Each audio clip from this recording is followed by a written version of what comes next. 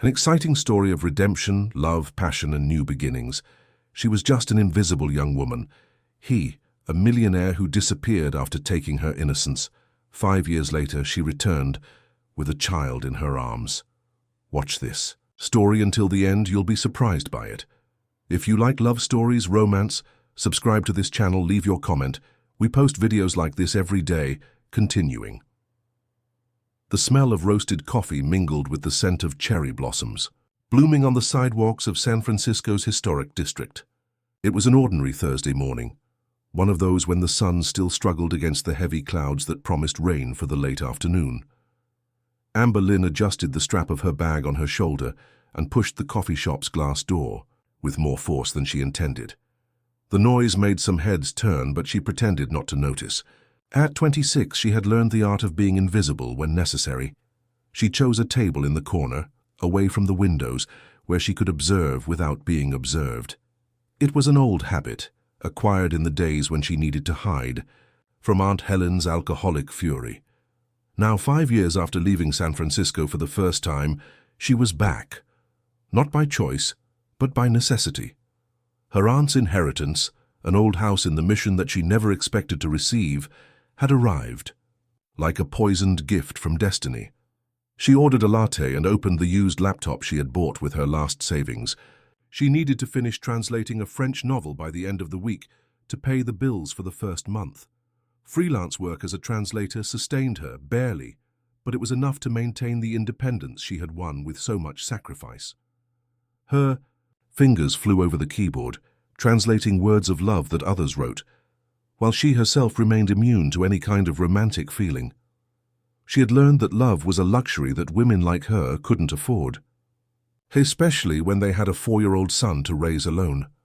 Noah was at the new daycare, adapting with the typical ease of children. His light eyes, so different from hers, so similar to those of, had won over the teachers from the first day. He was a quiet, observant boy, as if he carried within him secrets that even he didn't understand. "Amber?" The male voice made her instantly raise her eyes from the laptop. The world stopped. The coffee she was holding slipped from her fingers, creating a dark stain on the wooden table. It wasn't possible. It couldn't be him. But it was. Gabriel Morrison was standing 3 meters away, with the same sea-green eyes that haunted her in nightmares and dreams. His brown hair was longer, purposely tousled, and a stubble gave him a more rugged look.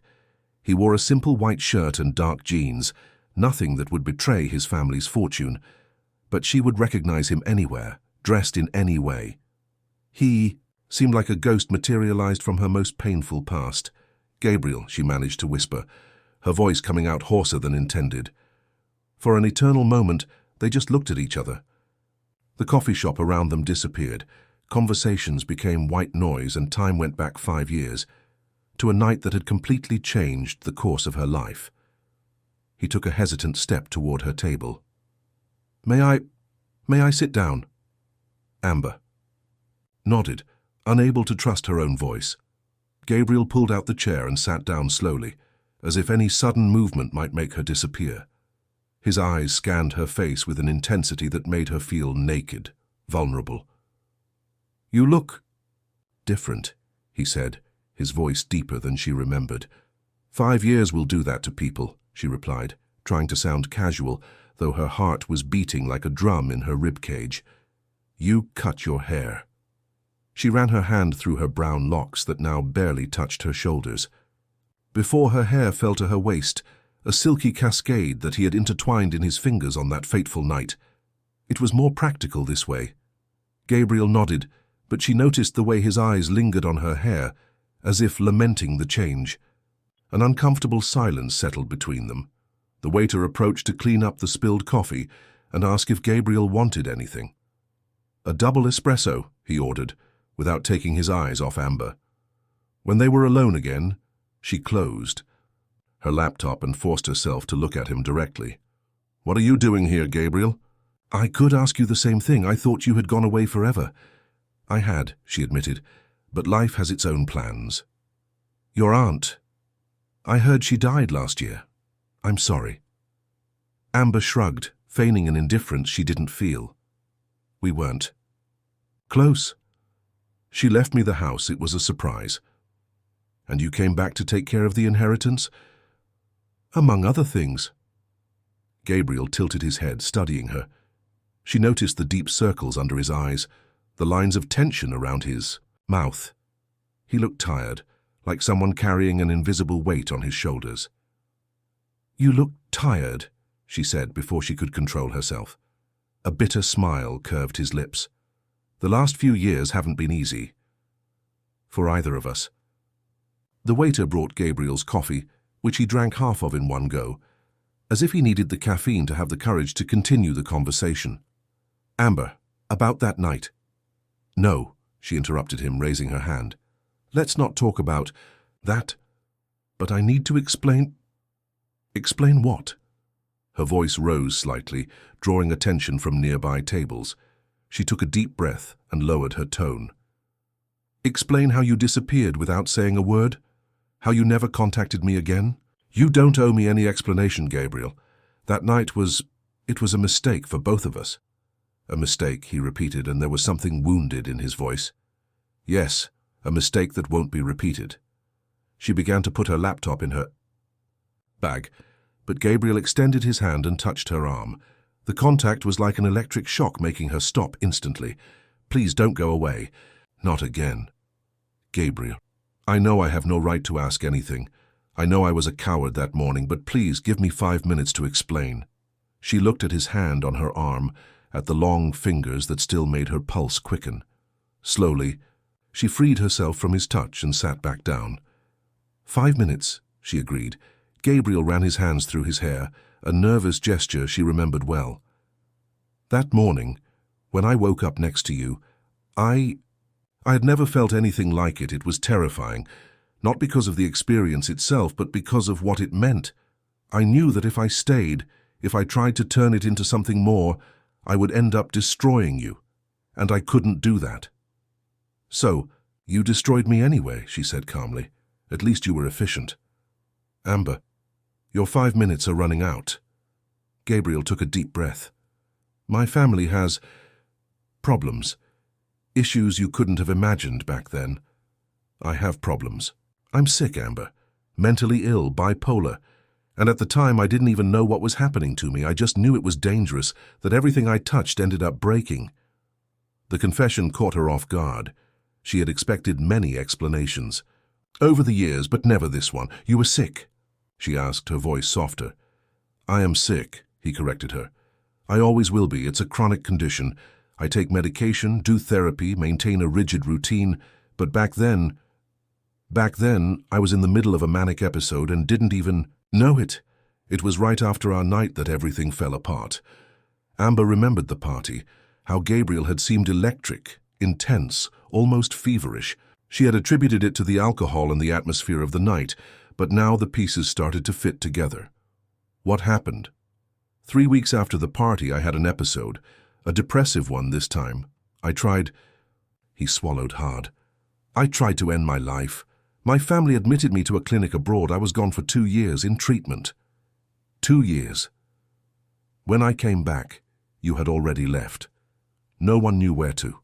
I looked for you, Amber. I swear, I looked. She felt tears burning her eyes but refused to let them fall. Not there, not in front of him. I needed to leave San Francisco, she said simply. There was nothing keeping me here anymore.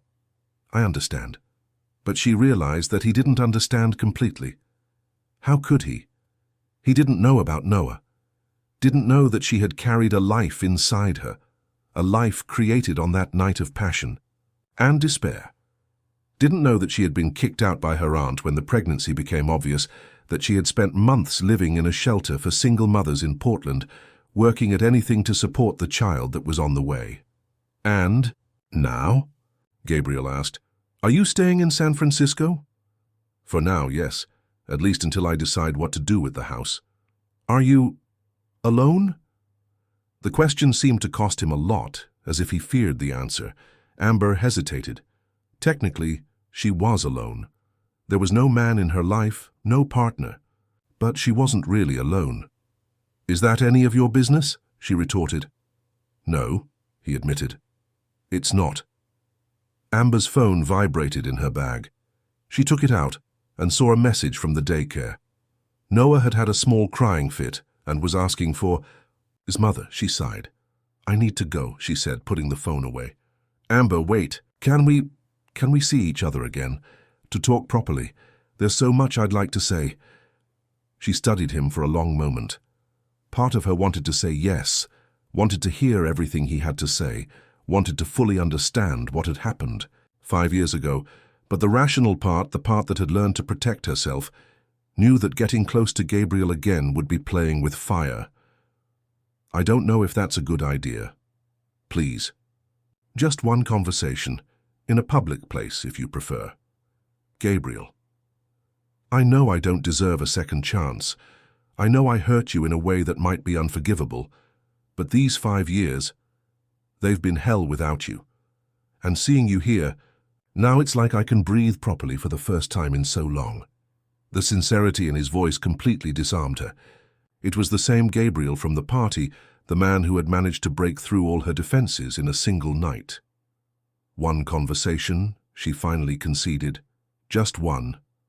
His face lit up with a smile that made her heart skip. When? Saturday afternoon, here at 3 o'clock. Perfect, I'll be here. Amber stood up and put her bag on her shoulder. Gabriel also stood up, and for a moment they stood facing each other, just an arm's length apart. Until Saturday, she said softly.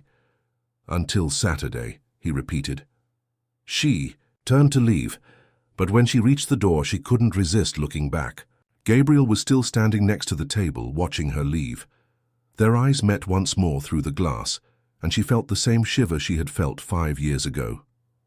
Outside, as she walked along the stone streets of the Mission toward the daycare, Amber tried to process what had just happened. Gabriel had returned to her life like a hurricane, bringing with him memories that she had buried deeply. His explanation about mental illness cast a different light on the abandonment, but didn't completely erase the pain she had carried all these years.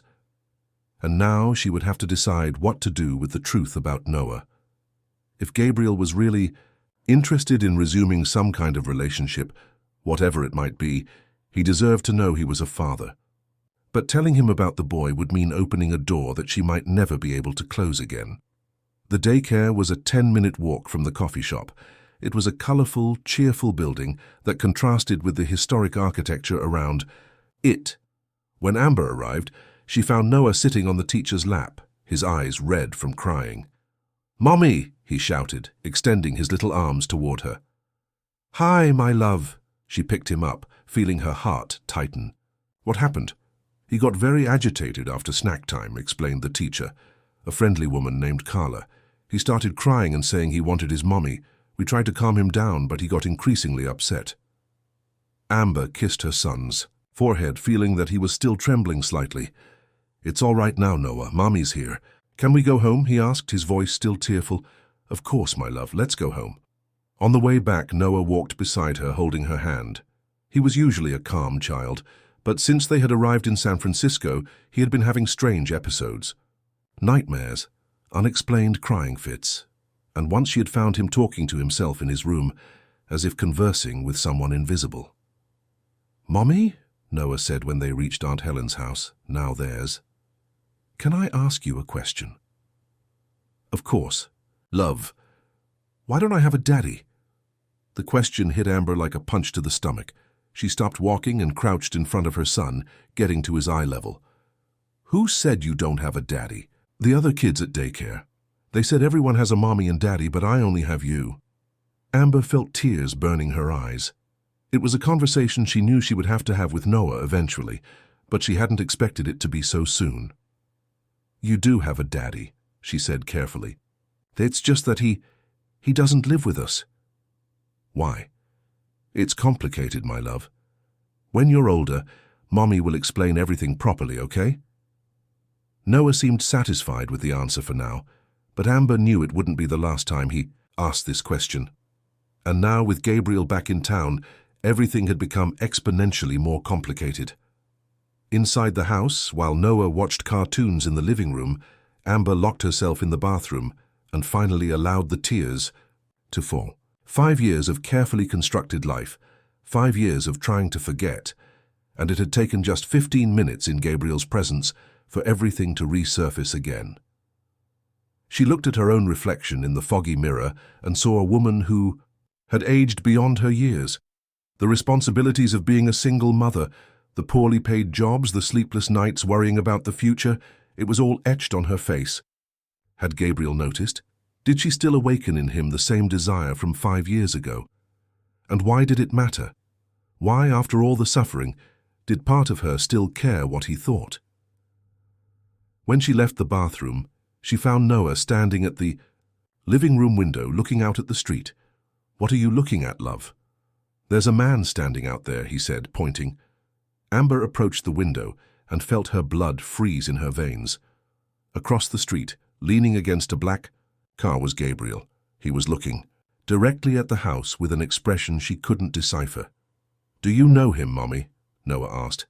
For a terrible moment, Amber thought her son had recognized his father by their similar features, but then she realized that Noah was too young when he was born to remember any resemblance, and that his features were still too childlike to make paternity obvious.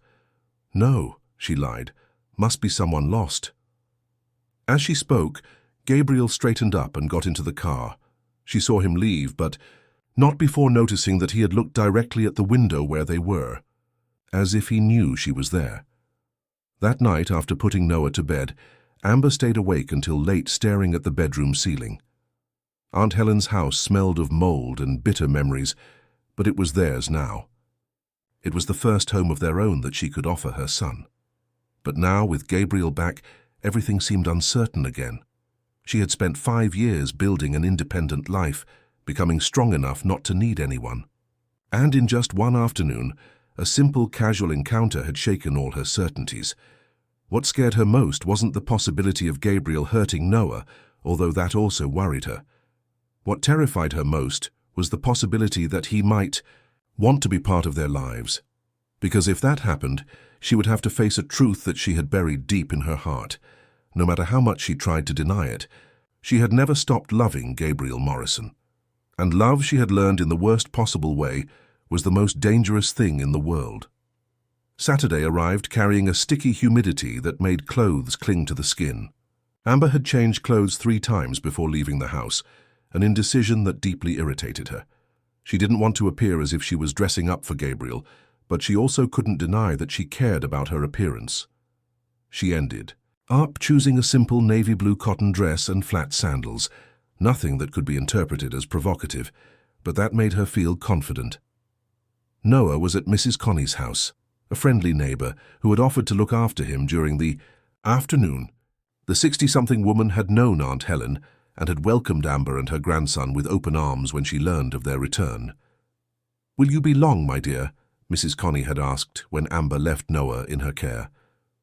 "Just a few hours. It's an important conversation." "A conversation with a man, judging by how nervous you are," the woman observed with a knowing smile. "Take it easy, girl. Men are like fire. They can warm a house or burn it down completely." Mrs. Connie's words echoed in Amber's mind as she walked through the streets of the Mission toward the coffee shop. The tourist activity was intense that Saturday afternoon, groups of visitors photographing the colorful facades of the historic houses, and the sound of street musicians echoed through the square. When she arrived at the coffee shop, Gabriel was already there.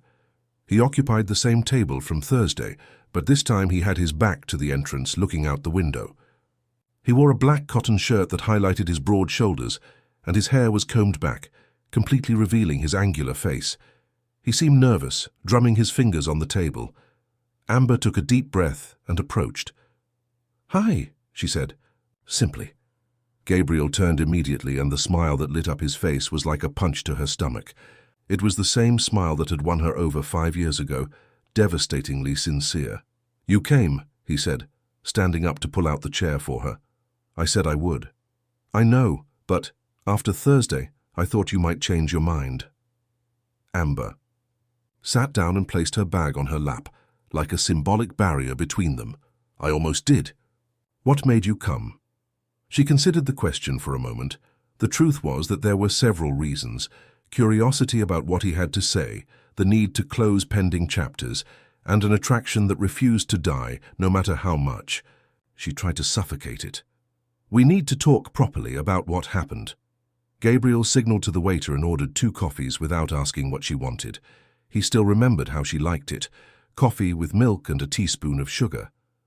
The fact that he remembered such a small detail disarmed her for a moment. "Where do you want me to start?" he asked when they were alone. "With the truth. All of it, this time." Gabriel ran his hands through his hair, a gesture she recognized as a sign of nervousness. "The truth is that night changed everything for me, and not just because it was when I discovered I was sick." "What do you mean?" "You need to understand something about my family, Amber. The Morrisons are complex. For generations we've carried secrets, buried scandals, alliances that are made and broken out of self-interest. I grew up in this environment, always knew that one day I would have to take over the family business, marry someone suitable, perpetuate the dynasty. It was all very planned, very cold." The waiter brought the coffees. Amber stirred hers slowly, waiting for him to continue. "And then I saw you at that party. You were so real. Different from all the women who were part of my social circle. You weren't trying to impress me, you didn't want anything from me. You were just there, working, with that simple black dress and the most beautiful eyes I've ever seen." Amber felt her face heat up. She remembered that night perfectly. The black dress was borrowed from a co-worker. She was nervous about serving at such an elegant party, and when Gabriel had started talking to her, she had thought it was just the boredom of a rich guy with nothing better to do. "I shouldn't have." "He approached you," Gabriel continued. "I knew it was wrong from the first moment. You were working at the party, I was me, but I couldn't resist." "You didn't force me into anything," Amber said softly. "The decision was mine too." "Was it? Or did I seduce you?" The question caught her off guard. She thought about the night, how Gabriel had been gentle, respectful, how he had asked several times if she was sure. It had been she who had taken the first real step, pulling him close when he tried to move away. "You didn't seduce me," she admitted. "At least not in the way you're implying." "Then why do you regret it so much?" "Who said I regret it? It's written on your face, in the way you talk about that night, as if it's something you're ashamed of." Amber took a sip of coffee, buying time to think. How to explain that she didn't regret the night itself, but the consequences? How to say it had been the most intense experience of her life, but also the most painful? "I don't regret what happened between us," she finally said. "I regret believing. It meant something." "But it did mean something," his voice came out lower, more intense. "It meant everything." "Then why did you leave?" "Because when I woke up the next morning and saw you sleeping beside me, I realized I had crossed a line I shouldn't have crossed. Not just because you were working at the party, but because I was falling in love. And I knew I couldn't afford the luxury of falling in love." "Why not?" "Because 3 weeks later I tried to kill myself." The words fell like a bomb between them. Amber felt the air leave her lungs. "Gabriel, you need to understand how the mind of a bipolar person in a manic episode works, Amber. For weeks I had slept only 2 or 3 hours a night, felt like I could conquer the world, that I was invincible. I did impulsive, dangerous things. The party where we met was one of them. I shouldn't have been there in that condition, and I certainly shouldn't have gotten involved with you." "But you didn't know you were sick." "No, but deep down, I knew. Something was wrong. My behavior had been strange for months. There were constant fights with my family, impulsive business decisions, destroyed relationships. And when the manic period ended and depression came, it was devastating." Amber impulsively extended her hand and touched his on the table. The contact was electric, as it had always been between them. "You didn't try to contact me before." "Before you tried to—" "I tried several times. I'd pick up the phone, dial half your number and hang up. I'd go to the neighborhood where you lived with your aunt and turn back before reaching the street. I desperately wanted to talk to you, but at the same time I was terrified of what might happen." "Afraid of what?" "Of dragging you into my madness. Of hurting you even more than I already had." So you decided to hurt me by abandoning me? I decided to try to kill myself so you would never have to deal with my problems again. The brutal honesty of the statement left Amber speechless. She tried to imagine Gabriel's mental state at that time, the pain he must have been feeling to reach that conclusion. But you didn't succeed, she finally said. No. My younger brother Derek found me in time. After that, it was immediate. Hospitalization, diagnosis, medication, years of therapy. When I finally felt stable enough to return to San Francisco, you had disappeared. I needed to start over. Where did you go? Amber hesitated. Telling the whole truth would mean revealing Noah, and she wasn't ready for that yet. Portland first, then Seattle. Alone? At the beginning, yes.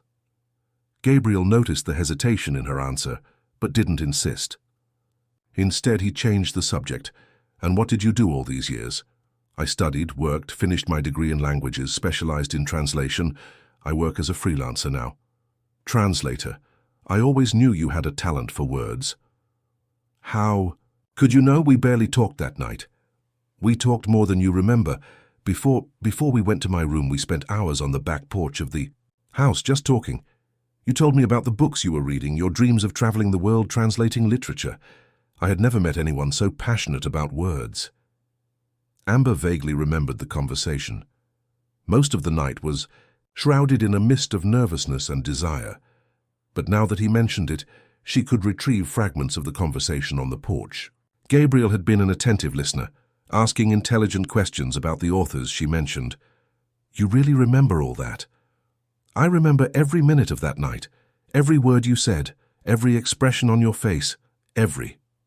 He stopped abruptly, realizing he was being too intimate. Sorry, I don't want to make you feel uncomfortable. You're not, she admitted, surprising herself. It's just that. It's strange to know that someone remembers you better than you remember yourself.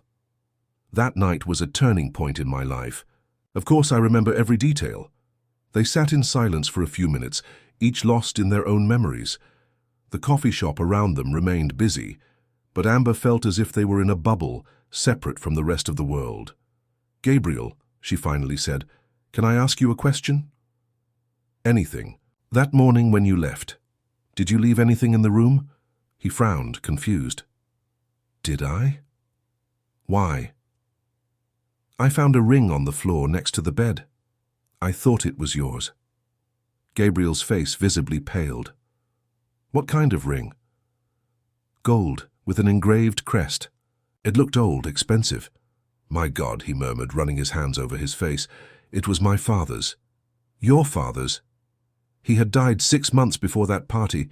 I was wearing his ring as a way of, I don't know, feeling connected to him. It must have slipped off my finger during the night. I still have it. Gabriel quickly raised his eyes. You do? I've kept it since that morning. I thought about returning it, but I never knew how to contact you. You kept my father's ring for 5 years? I didn't know it was your father's. I just knew it was yours and that it was the only thing left from that night. The emotion in her voice was evident. Gabriel extended his hand and completely covered hers. Amber. It's in my bag, she said quickly, trying to break the emotional tension. I brought it in case we ever met again. She rummaged in her bag and took out a small blue velvet box. Inside was the ring, exactly as she had found it 5 years ago.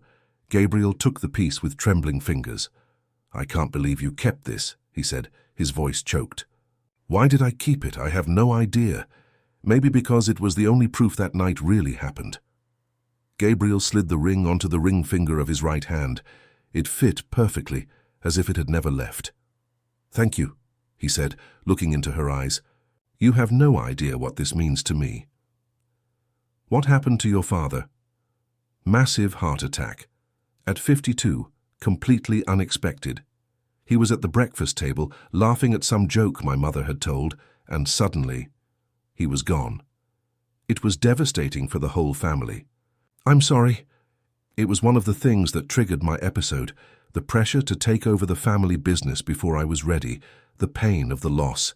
It all built up. Amber felt her heart tighten, seeing him so vulnerable. The Gabriel from 5 years ago had seemed invincible, master of the world. This man before her was more mature, more real, and somehow even more attractive. "And now?" she asked. "Did you take over the business?" "Officially, yes, but in practice my siblings handle most of it. I focus on specific projects, things I can control without overwhelming myself. I've learned that I need to know my limits. That must be difficult for someone raised to lead." It was. For a long time, I felt like a failure as an heir. But therapy taught me that I don't need to carry the weight of the world on my shoulders. I can contribute without destroying myself. Amber admired his honesty. It couldn't be easy for a man raised in a traditional, powerful family to admit limitations. "And relationships?" she asked before she could control herself. "What do you mean? Are you with someone?" Gabriel smiled, and there was something painfully sad in that smile. "No, I can't. I've tried a few times over the years, but I could never forget you. I always compared any woman to you, and they always came up short." "Gabriel, I know it sounds pathetic, 5 years clinging to a memory, but—" "It doesn't sound pathetic," she interrupted him. It sounds like something I did too." "You too?" "I also never managed to have a serious relationship with anyone after that night." It was true, at least in part. She had had some casual dates over the years, especially when Noah was very small, and she felt the need for some adult company. But she had never been able to connect emotionally with anyone. Something was always missing, always the feeling that she was just playing a role. "So we're both fools," Gabriel said with a lighter smile. "Apparently." "Amber," his voice grew more serious, "I know I have no right to ask this, especially after everything that happened, but is there any possibility of us trying again?" The question she had both feared and longed to hear. Amber looked at his hands on the table, at his father's ring that she had kept for so long, at the green eyes that still made her heart race. "I don't know," she said honestly. "There's a lot you don't know about me, about my life." "Then tell me. I want to know everything." "Gabriel, please. Whatever it is, we'll face it together. Together." The word sounded so tempting, so impossible at the same time. How to explain about Noah without breaking his heart? How to reveal that she had raised his son alone for 5 years? "I need time," she finally said. "How much time?" "I don't know, it's complicated." "Is there another man?" "It's not that." "Then what is it?" Amber took a deep breath. She could feel she was approaching a point of no return. Anything she said from now on would change everything between them. "There are responsibilities you don't know about. Choices I made, paths I took. If we want to try something, you need to understand that I'm not the same person I was 5 years ago." "I'm not either. That doesn't mean we can't create something new." "Gabriel, are you sure you want this?" "Involvement." "With a woman like me? Will your family accept it?" "My family will have to accept it." "And what woman like you? An intelligent, strong, independent woman? What man wouldn't want that?" "A man who has a family empire to preserve, a reputation to uphold." To hell with reputation. I've already wasted 5 years of my life worrying about what others think. I'm not going to waste any more time. The determination in his voice surprised her. Maybe he really had changed as much as he claimed. "Give me a week," she said finally. "A week for what?" "To put things in order. To make sure I'm ready for this." "And after a week?" "After a week, we talk again, and I tell you everything, everything." Gabriel studied her face for a long moment. "Are you sure there isn't another man?" "I'm sure." "Then all right. 1 week." They finished their coffees in a less tense silence, each lost in their own thoughts. When Amber looked at the clock, she realized they had talked for more than 2 hours. I need to go, she said, quickly correcting herself. "Pick up what?" "Nothing important, just an appointment." Gabriel nodded in understanding, though she noticed he had picked up on her hesitation. "Amber," he said when she stood up, "thank you. For the ring, for the conversation, for the chance. I know I don't deserve it, but everyone deserves A second chance, she said softly. Until next Saturday, then? Until next Saturday. This time, when she left the coffee shop, she didn't look back, but she could feel Gabriel's eyes on her until she disappeared from view. The walk back to Mrs. Connie's house was a confusion of emotions. Part of her was euphoric with the possibility of resuming something with Gabriel. Another part was terrified of what the revelation about Noah might cause. And a third part, smaller but insistent, whispered that perhaps it would be better to leave the past buried. When she arrived at the neighbor's house, she found Noah in the backyard, playing with Mrs. Connie's cats. He ran to her as soon as he saw her. "Mommy, look what I learned," he said, showing her a paper folding he had made.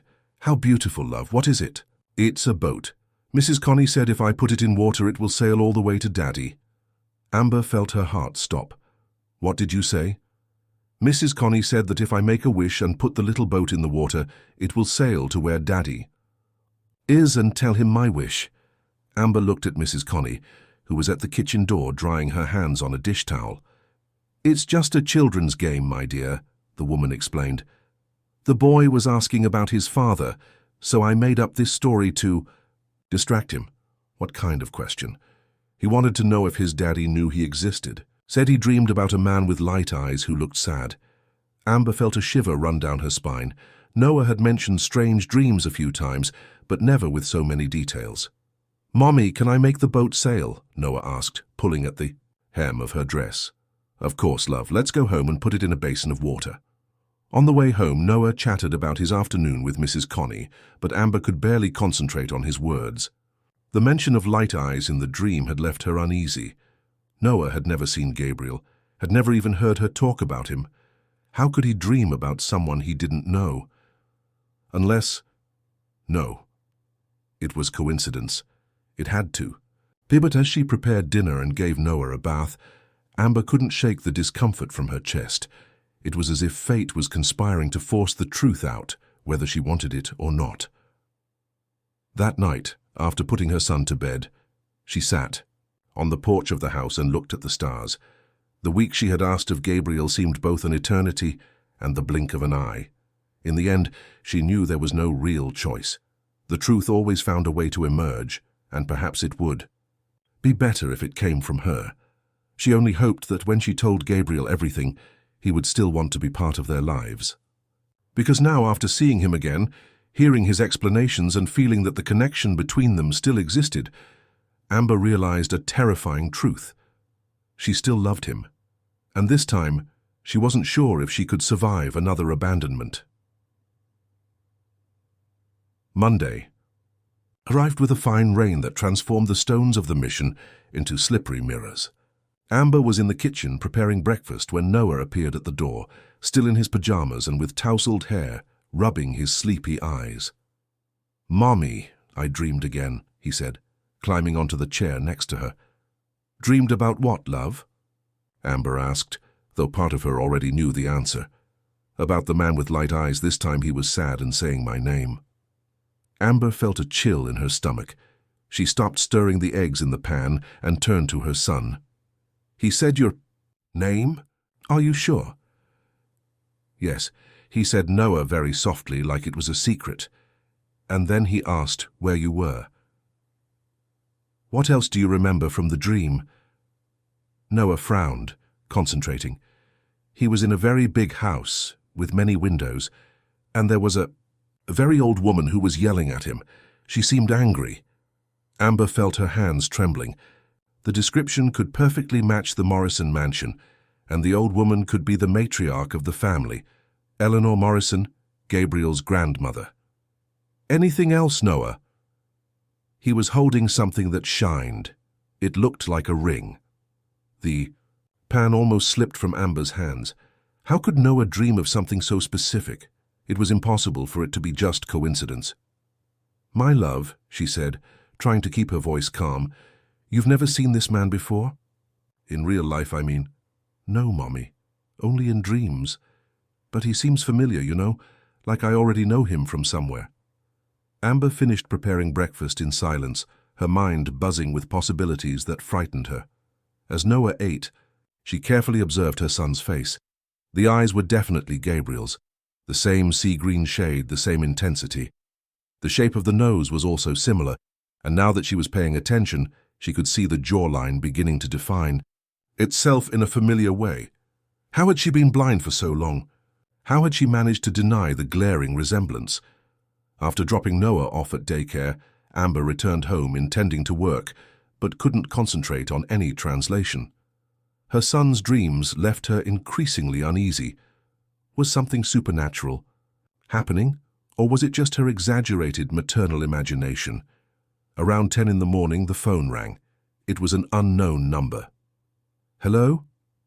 Amber Lynn?" A female voice, polite but cold, asked on the other end. "Yes, this is she. My name is Victoria Morrison. I'm Gabriel's sister. I would very much like to talk to you. In person." Amber's blood froze in her veins.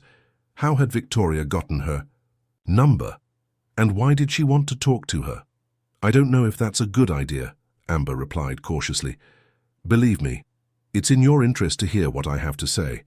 There are things about my brother that you need to know before getting involved with him again." "I don't know what you're talking about. I know you met him at the coffee shop on Saturday. I know he's trying to win you back. And I know you have something that could be of great interest to our family." The last phrase sounded like a veiled threat. Amber gripped the phone tighter. "What do you want?" "A conversation, just that. Today at 2 in the afternoon at the Museum of Religious Art. Come alone." "And if I don't come?" "Then perhaps other people will find out about things you prefer to keep secret." The line went dead. Amber looked at the phone with her heart racing. The threat had been clear. Victoria knew about Noah. The rest of the morning passed in a fog of anxiety. Amber tried to work, tried to distract herself with household chores, but nothing worked. At 1:30 she dressed carefully, choosing discreet but elegant clothes, black dress pants and a white blouse, and headed to the meeting.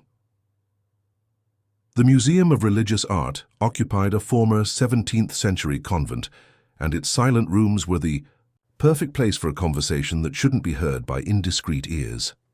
Amber arrived punctually at 2 o'clock and found Victoria Morrison in the Hall of Baroque Sacred Images. She immediately recognized the woman, though she hadn't seen her personally at the party 5 years ago. Victoria was a few years older than Gabriel, must have been about 35, and possessed the same striking beauty of the family. Dark brown hair, green eyes, and an aristocratic bearing. She wore an impeccable grey suit and designer shoes, emanating authority and wealth. "Amber," Victoria approached with a smile that didn't reach her eyes. "Thank you for coming. It didn't seem like I had a choice." "Let's dispense with the formalities then. You know why I'm here." "Actually, I have no idea." Victoria walked slowly among the sacred sculptures, her hands crossed behind her back. 5 years ago, you disappeared from the city right after a party at our house. My brother was disturbed by your departure, so much so that he had a mental breakdown and tried to kill himself. He already told me about that." "Did he? How interesting. He had never talked about that night with anyone in the family, until last Saturday." Amber felt a tightness in her chest. Had Gabriel told his family about their reunion? What did he say? That he had run into you by chance, that you had talked, that he intended to try to resume a relationship. "And what's the problem?" Victoria stopped walking and turned to face her directly. "The problem, my dear, is that you didn't leave San Francisco just because of a broken heart, did you? You left because you were carrying something very precious and dangerous inside you." "I don't know what you're talking about." "A child, Amber, my brother's child." The confession was there, wide open between them. There was no more running or denying. "How do you know that?" Amber asked softly. "The Morrison family hasn't survived 5 centuries in America by being careless. We have resources, contacts. When Gabriel mentioned he had found you again, I had your life over the last 5 years investigated. Imagine my surprise to discover that you have a 4-year-old son who was born exactly 9 months after the party at our house." Amber felt her legs weaken. She had completely underestimated the reach and power of the Morrison family. "What do you want?" "First, I want to see the boy. I need to be sure he's really a Morrison. I'm not going to expose my son to this." not a matter of choice. If the boy is indeed my grandmother's grandson, he has rights. Rights to the family inheritance, to the surname, to everything that belongs to the Morrisons. I don't want anything from your family. But the boy might want it. When he grows up and discovers who his father is, he might want to claim his share of the Morrison fortune. Amber began to understand where Victoria was heading. You're afraid Noah will threaten the inheritance of the other family members. It's not fear, it's caution. Look, I have nothing against you personally. From what I've discovered, you're a hard-working, honest woman who raised her son alone without ever trying to extort or blackmail our family. That's admirable. But now that Gabriel knows of your existence again, it's only a matter of time until he discovers about the boy, and when that happens, my brother will want to do the right thing. Acknowledge the child, give him his surname, include him in the family. And what's the problem? The problem is that my brother is mentally ill officially. There are medical documents that prove his instability. If he acknowledges the boy and then has another episode, the child might end up being used as a pawn in family disputes much more complex than you can imagine. Amber felt her head spinning. The conversation was taking turns she hadn't anticipated. What are you suggesting? That you leave San Francisco again, take the boy, start over somewhere else, away from our family. In exchange for what? In exchange for a substantial amount that will allow you and the boy to live comfortably for the rest of your lives, without financial worries, without the need to work in poorly paid jobs. The proposal was both tempting and offensive. Amber looked at the sacred images around her as if seeking divine guidance. You're trying to buy my silence. I'm trying to protect everyone involved, including you and your son. Protect from what? Victoria hesitated for the first time since the beginning of the conversation.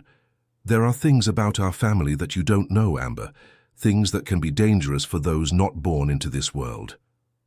What kind of things? Old rivalries, enemies who wouldn't hesitate to use an innocent child to get at the Morrisons, buried secrets that could destroy reputations and fortunes if they came to light. You're trying to scare me. I'm trying to be realistic. Look around you, Victoria pointed to the walls of the museum. This convent was built with Morrison family money in the 17th century. Our influence in this city is ancient, deep, and not always won in a clean way. Amber began to understand that she had gotten into something much bigger and more dangerous than a simple romance with a rich man. If I accept your proposal, how can I be sure that you'll leave us in peace? Because it would be in everyone's interest. You gain financial security, we maintain family stability. And Gabriel, will he never know he has a son? Gabriel has suffered enough because of impossible relationships.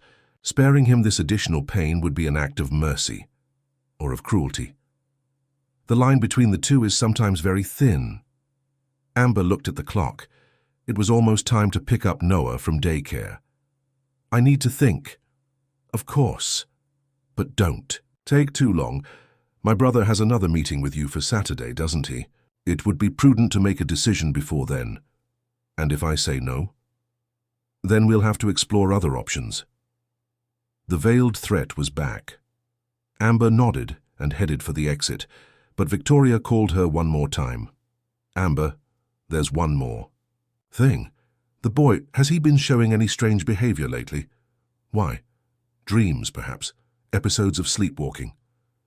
Amber's heart stopped. How could Victoria know about Noah's dreams? How did you... It's a characteristic of the Morrison family. Small children sometimes develop a kind of special sensitivity. They dream of relatives they've never met, seem to have memories that aren't their own. That's impossible. It is, but it happens anyway. My grandmother often says it's Morrison blood calling to Morrison blood. Amber felt as if the ground was opening beneath her feet. Noah's dreams weren't coincidence. They were some kind of supernatural connection with the father he had never known. What does that mean? It means that even if you take the boy far away, the connection with our family will always exist. The question is whether you want that connection to be built with love and care, or whether you want it to manifest in a more problematic way. More problematic how? The dreams can intensify. They can turn into nightmares. The child can become confused, disturbed. There have been cases in the family of children who developed serious psychological problems because of these unresolved connections. Amber felt like vomiting. Everything she had tried to protect Noah from was crumbling around her. "You're trying to manipulate me. I'm trying to give you information so you can make the best decision. For everyone, I need to go pick up my son." Of course, think about what we discussed. And remember, our offer is generous, but it has an expiration date. Amber left. The museum with shaky legs and her mind in turmoil. As she walked through the streets of the historic center, she tried to process everything she had heard. The Morrison family was more powerful and dangerous than she had imagined. Noah's dreams had a supernatural explanation that deeply frightened her. And now, she had an impossible decision to make. When she arrived at the daycare, she found Noah playing in the yard with other children. He ran to her with a radiant smile. "Mommy, look what I made." He showed a drawing done with crayons. "How beautiful, love. What is it?" "It's a big house with many windows, like the one in my dream."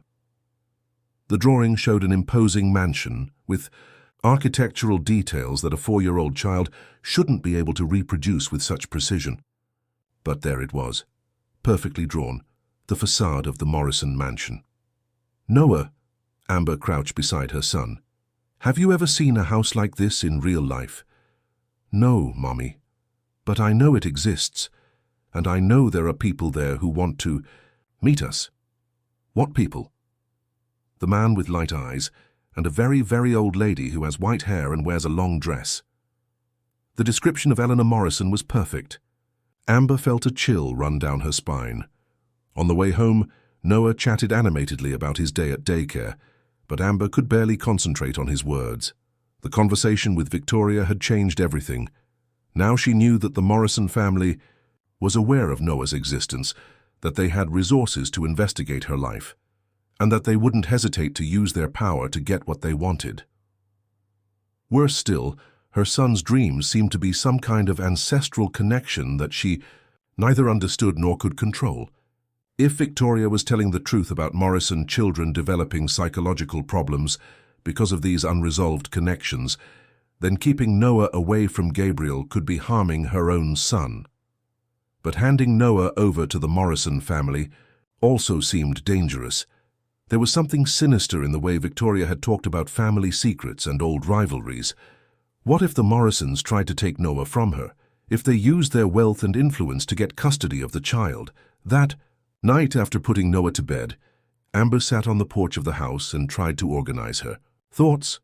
She had until Saturday to make a decision that would completely change the course of her and her son's lives.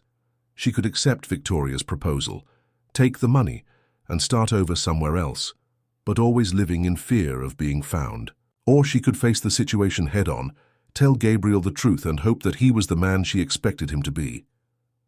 Around 11 at night, the phone rang. It was a number she recognized. Gabriel. "Hello," she answered hesitantly. "Amber, it's me. Sorry to call so late, but are you okay? Why do you ask?" "My sister told me she talked to you today. I want you to know I didn't ask her to do that." "What else did she tell you?" "That she was worried about the possibility of you trying to take advantage of me because of my mental condition." Amber laughed bitterly. "And you believe that?" "Of course not. I know my sister. I know how she thinks. Her Victoria sees threats where none exist. Gabriel, there are things you don't know about me, things your sister discovered. Then tell me. I don't want secrets between us. Not over the phone. In person. Want to move up our meeting? I can. Be there in 20 minutes. No, not here and not today. I need more time to organize my thoughts." "Amber, you're scaring me. What did my sister say to you?" "Saturday, Gabriel. On Saturday I'll tell you everything. Are you sure you're okay?" "I am. Good night." "Good night. And Amber, whatever it is, we'll face it together." She hung up the phone with a heavy heart. The sincerity in Gabriel's voice made her want to believe that he would really be by her side when he knew the truth. But what if Victoria was right? What if telling Noah about Gabriel caused another episode in Gabriel? What if she lost both the man she loved and the stability she had built for her son? That night, Amber dreamed of the Morrison mansion. In the dream, she walked through the luxurious corridors of the house, looking for someone. She could hear distant voices, laughter echoing through the walls, but couldn't find anyone.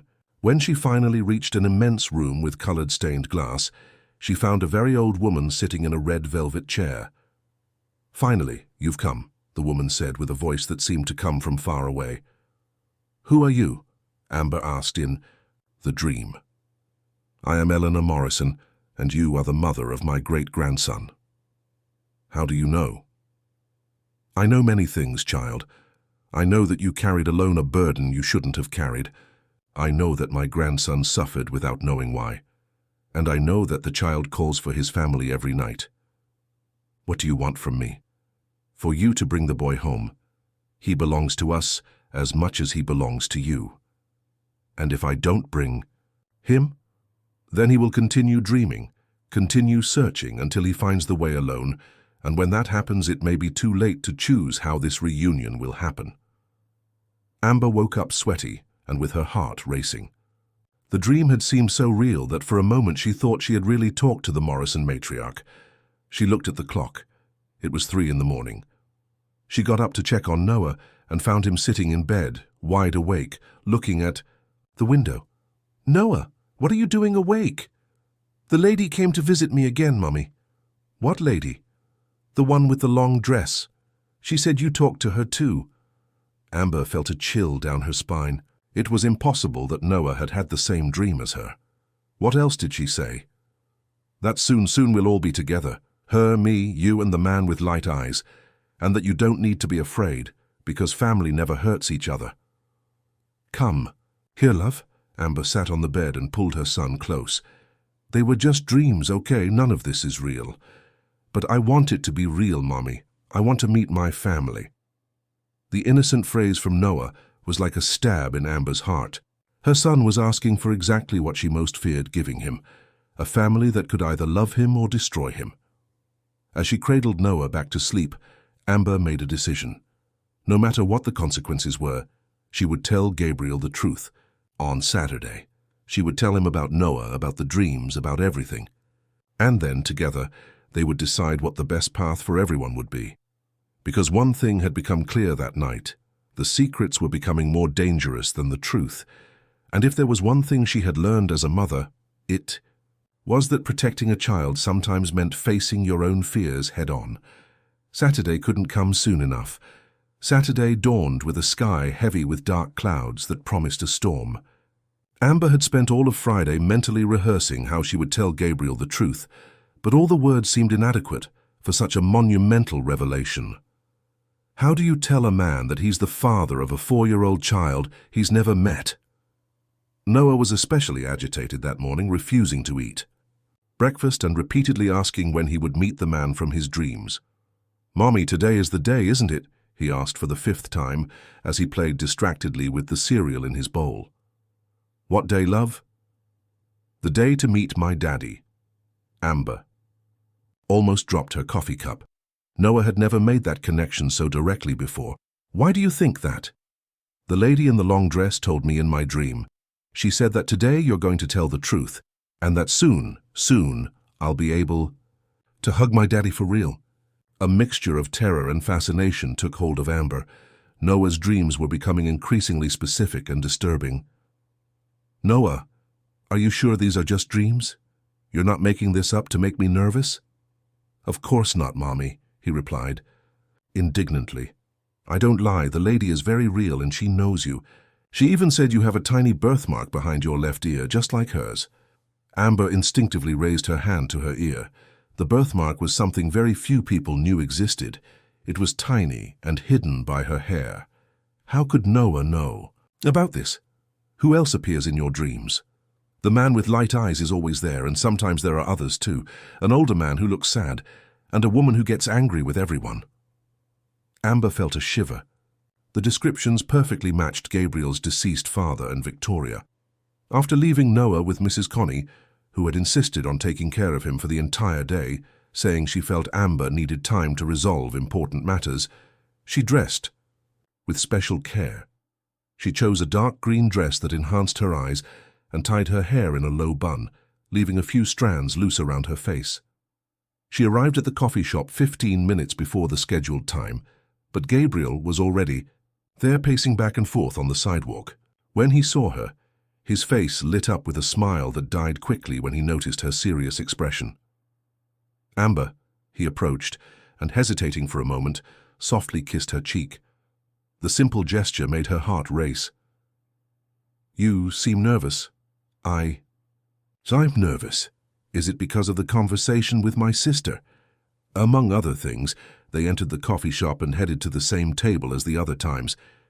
There was something ritual about this place that had become theirs, a neutral territory where they could talk away from the curious eyes of the world.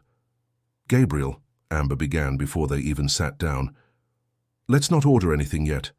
I need to tell you something important, and you might want to leave afterwards."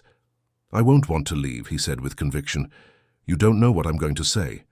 It doesn't matter. Whatever it is, we'll face it together. I've already told you that." Amber took a deep breath and looked directly into his green eyes. "Gabriel, you have a son." The silence that followed was deafening. Gabriel was completely still, as if her words hadn't registered in his brain. Then, slowly, he leaned back in his chair. "What did you say?" "You have a son, with me, Noah. He's 4 years old." 4 years, he repeated mechanically. 4 years. He was born 9 months after that night. Exactly 9 months. Gabriel ran his hands through his hair, the nervous gesture now laden with desperation. "Why? Why did you never tell me? How? You had disappeared. No one knew where you were. And when I finally discovered you were hospitalized, I was already 6 months pregnant, and your family—" "My family what?" "Your family made it very clear that I wasn't welcome in the Morrisons' life." Gabriel abruptly stood up from his chair, causing several people to look in their direction. "Who? Who told you that?" "Sit down, please. People are looking." He sat down but was visibly agitated. "Who in my family talked to you?" "It doesn't matter now. What matters is that I raised Noah alone these 4 years. He's an amazing boy, Gabriel. Intelligent, loving, curious about everything. Does he know about me?" "He knows he has a father, but he doesn't know who you are until now." "What do you mean, until now?" Amber told him about Noah's dreams, about the impossible descriptions of the Morrison family, about the knowledge he demonstrated of things he had never seen. With each detail, Gabriel's face grew paler. This is impossible," he murmured when she finished. "That's what I thought too, but your sister explained to me that it's a characteristic of the Morrison family. Small children develop connections with relatives they've never met." "Victoria told you this?" "Among other things." "What other things?" Amber told him about the meeting at the museum, about the money offer to leave the city, about the veiled threats.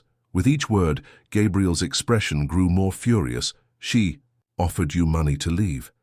"She did, and said it was for everyone's good." "That—" Gabriel controlled himself before swearing. "She had no right to do that. She said she was protecting you, that a new heartbreak could cause another episode. And you believed her?" "I don't know what to believe, Gabriel. All of this is very confusing to me. Your family is powerful, has resources I never imagined, and now my son is having supernatural dreams with people he's never seen." Gabriel was silent for several minutes, processing everything he had heard. Finally, he raised his eyes and looked at her with an intensity that made her feel naked. "I want to meet him. Gabriel, I want to meet my son, Amber, now, today. It's not that simple." "Why not?" "Because he's a 4-year-old child who doesn't understand the complexity of the situation. Because your family clearly doesn't want him to exist. Because I don't know if you're emotionally prepared for this." "Prepared?" His voice rose. "You stole 4 years of my son's life from me, and now you're questioning if I'm prepared." "I didn't steal anything from you," Amber replied, also raising her voice. You left, you disappeared without explanation. I did what I could with the resources I had. The people at nearby tables were clearly paying attention to the argument. Gabriel noticed and forced himself to lower his tone. You're right.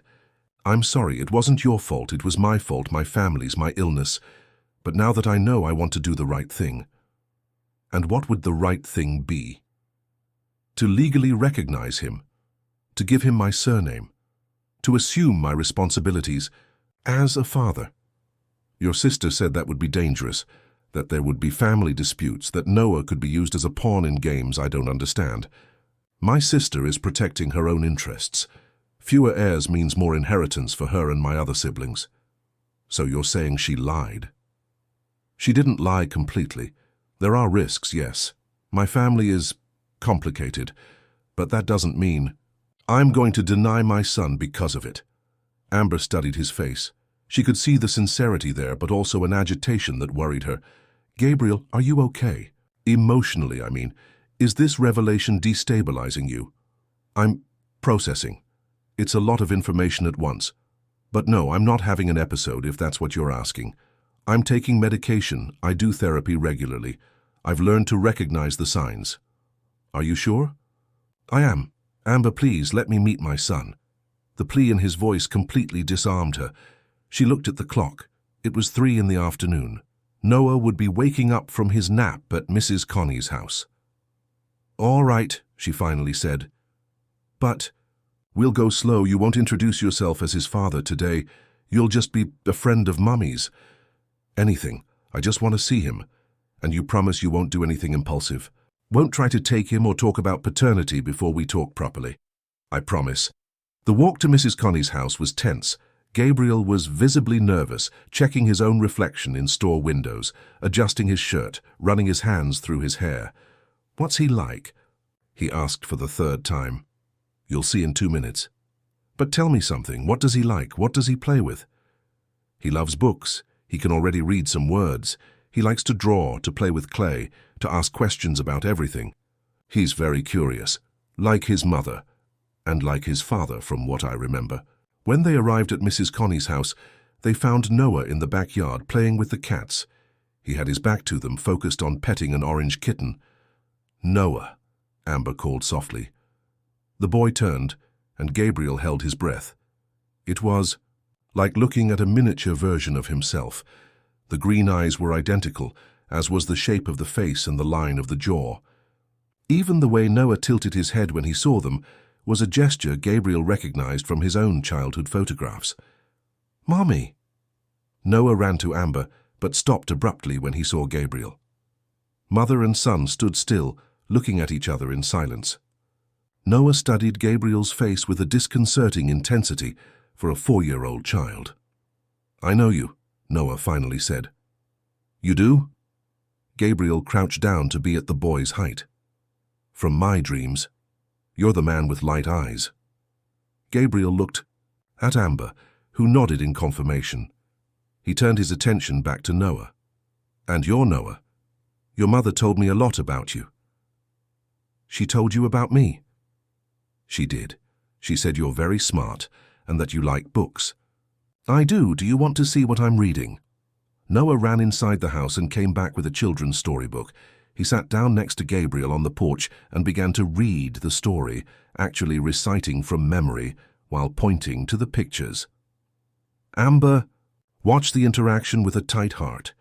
The physical resemblance between father and son was striking, but it was the immediate emotional connection that impressed her most. Noah, normally shy with strangers, had approached Gabriel as if he had known him for years. Do you want to play with me? Noah asked when he finished the story. Of course. What do you like to play? With clay. I can make animals out of clay for you. Noah disappeared inside the house again and came back with a box of modeling clay. He sat on the porch floor and began to create small figures, chattering non-stop about his creations. This is a lion, he explained, showing a shapeless yellow ball. And this is a bird that flies very high. They're beautiful, Gabriel said, genuinely impressed with his son's creativity. Do you have children? Noah asked innocently. Gabriel hesitated, looking at Amber. "No, not yet," he answered. "I wish I had a daddy," Noah said casually, molding more clay. "The other kids at daycare have them, and they say it's nice to have someone to play ball with, and to give hugs when they're sad." "And your mum doesn't give hugs when you're sad?" "She does, but she said Daddy gives a different kind of hug, a stronger hug." Gabriel felt his eyes stinging. He looked at Amber and saw that she was also emotional. "Noah," Gabriel said carefully, "would you like to have a daddy? Very much. I always ask in my dreams for him to appear for real. And what if I told you that I would really like to be your daddy?" Amber quickly stood up. "Gabriel, no." "You would want to be my daddy?" Noah asked, his eyes shining. "More than anything in the world. But can you really be? Does Mommy allow it?" Gabriel looked at Amber, who was clearly struggling between emotion and panic. "That's something that Daddy and Mommy need to talk about first," Amber said, trying to buy time. "But can you talk now?" Noah insisted. "I can stay here playing while you talk." "Noah," Amber began. "Please, Mommy. I promise. I'll be very quiet." Mrs. Connie, who had been watching from the kitchen door, approached. "Leave the boy with me, Amber. You go to the square and talk. He'll stay here making cookies with me." "Cookies!" Noah shouted, jumping with joy. "Can I, Mommy? Can I?" Amber looked at Gabriel, who made a pleading expression. "All right," she gave in, "but be good, Noah. Obey Mrs. Connie." "I will," he promised, already running to the kitchen. Gabriel said goodbye to Noah with a hug that lasted longer than appropriate for a first meeting. The child clung to him as if he didn't want to let him go. "Will you come back?" Noah asked. "If your mother lets me, I'll come back." "Mommy will let you," Noah said with childish conviction. "She likes you. I can see it in her eyes."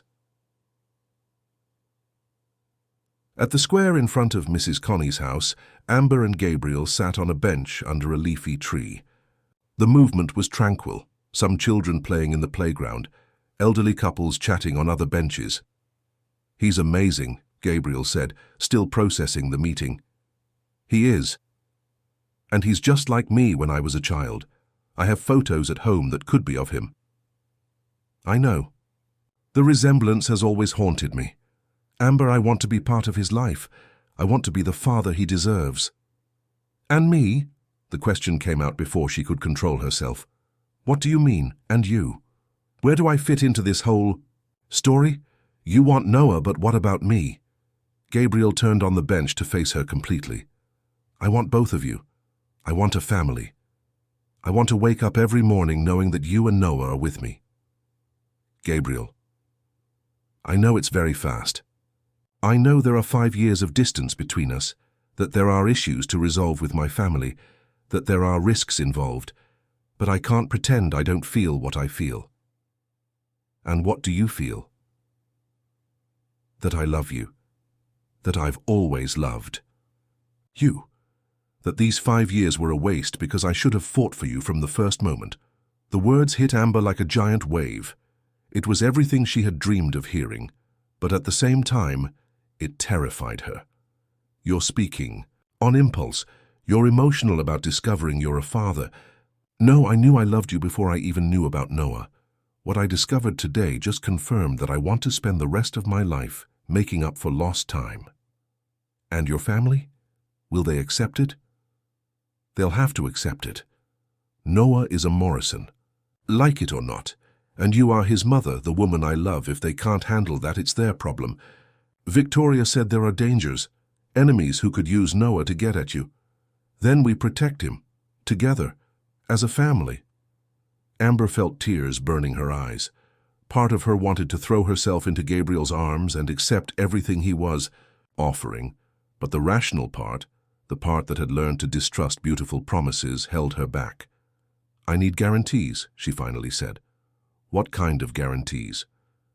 "Guarantees that you won't disappear again, that you won't have another episode and decide we're too heavy a burden, that you won't let your family intimidate me or take Noah away from me. I promise. Promises are easy to break. I want something more concrete." "What do you want?" "First, I want you to tell your family about Noah, Officially, I don't want any more secrets or lies. Done. Second, I want legal protection. If you recognize Noah, I want guarantees that they will never try to take him away from me. Of course, we can make a shared custody agreement that protects your rights as a mother. And third, I want time. Time for Noah. To get used to the idea of having a father. Time for me to be sure that you're really stable. Time to build something solid. How much time? A few months, maybe 6. 6 months is a long time. It's the time I need to be sure I'm not making a mistake that could hurt my son. Gabriel was silent for a few minutes, clearly struggling with himself. All right, he finally said, 6 months, but with one condition. Which one? That you let me be part of your lives during that time. I don't want to stay away waiting. I want to get to know Noah. I want to build a relationship with him, and I want to try to win you back. Gabriel, I know I hurt you, I know I broke your trust, but give me a chance to prove that I've changed, that I can be the man you both deserve. Amber looked at him for a long moment. She could see the sincerity in his eyes, but also the intensity that scared her. Gabriel had always been too intense, too extreme in his emotions. We can try, she finally said. Slowly, no pressure. No pressure, he agreed. And if you show any sign of instability, anything that makes me think Noah might be at risk, I'll take him and disappear. Forever. Understood.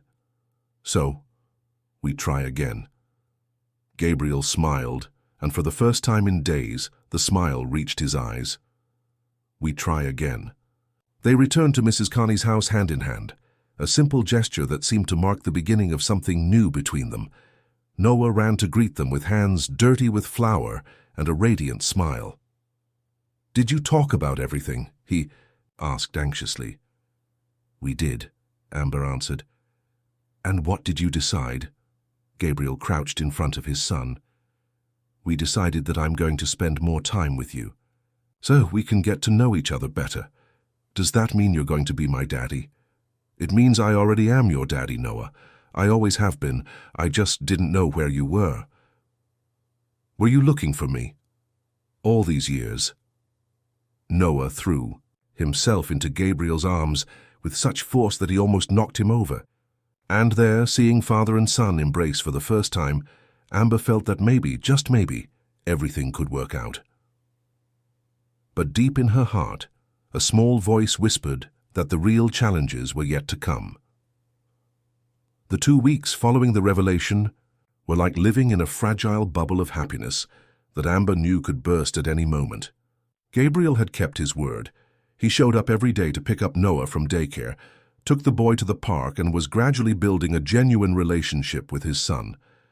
The transformation in Noah was visible.